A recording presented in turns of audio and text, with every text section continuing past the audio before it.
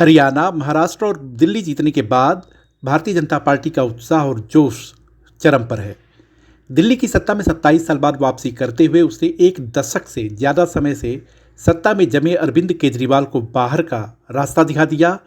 मुफ्त की योजनाओं के जरिए केजरीवाल ने दिल्ली में अपने किले को इतना मजबूत बना लिया था कि उसे भेदना किसी के लिए भी टेढ़ी खीर माना जा रहा था। लेकिन भगवा पार्टी ने अपने चुनावी चक्रव्यूह से न केवल केजरीवाल के गढ़ को धराशायी किया, बल्कि उनके जैसे मजबूत विपक्षी एवं क्षेत्रीय नेताओं को यह संदेश भी दे दिया कि छत्रप कितना भी मजबूत हो, सत्ता किसी के लिए स्थायी नहीं है, वह आनी और जानी है। दिल्ली की इस जीत के बाद भाजपा अपने अगले मिशन पर आगे बढ़ चुकी है। इस साल बिहार में और अगले साल बंगाल, असम में विधानसभा चुनाव होने हैं। भाजपा के बारे में कहा जाता है कि चुनाव जीतने के बाद वह कभी आराम की मुद्रा में नहीं आती। चुनाव खत्म होने के साथ ही वह दूसरे राज्यों के चुनाव की तैयारी में पूरी ताकत के साथ जुट जाती है। चूंकि बिहार में एनडीए की सरकार और उसका मुकाबला राजद की अगुवाई वाले महागठबंधन से होना है, यहाँ उसे अपनी सत्ता और सरकार का बचाव करना है, तो बंगाल में उसे ममता बनर्जी की सत्ता को चुनौती देनी है। दोनों ही काम आसान नहीं हैं, लेकिन यहाँ हम बात बंगाल की करेंगे, जहाँ ममता बनर्जी की टीएमसी करीब 1.5 दशक से सत्ता में बनी हुई है। 2021 के विधानसभा चुनाव में भगवा पार्टी ने उन्हें कड़ी टक्कर दी, लेकिन ममता की जीत की हैट्रिक लगाने से रोक नहीं पाई। पूर्व में बंगाल ही एक ऐसा राज्य है जहां भाजपा अब तक कमल नहीं खिला पाई है। यह कसक उसके दिल में है।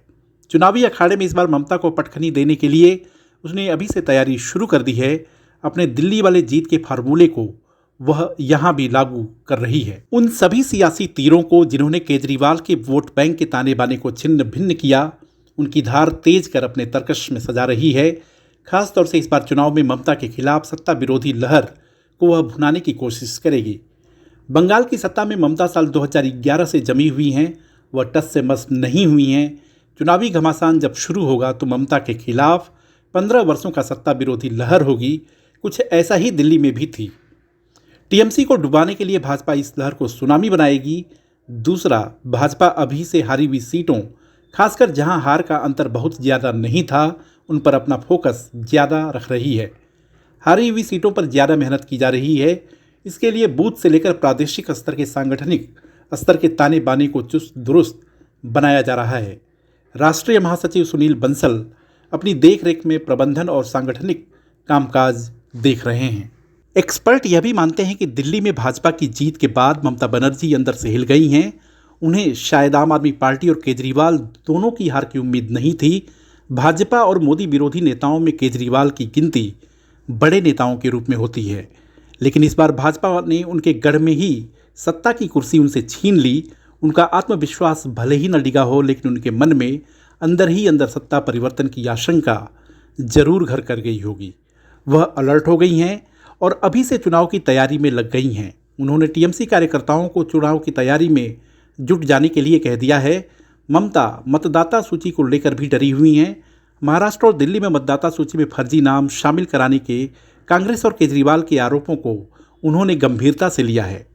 टीएमसी सुप्रीमो अपने यहाँ मतदाता सूची का फिजिकल वेरिफिकेशन कराने के लिए कह चुकी हैं। उन्हें डर है कि भाजपा यहाँ मतदाता सूची में जोड़ तोड़ करा सकती है। भाजपा इस बार ममता के कोर बंगाली वोट बैंक में सेंध लगाने और बांग्लादेशी मुसलमान बनाम बंगाली मुसलमान कराने की रणनीति पर भी काम कर रही है। भाजपा को लगता है कि ममता को मात देने के लिए उसे अपनी इस रणनीति को कामयाब बनाना होगा।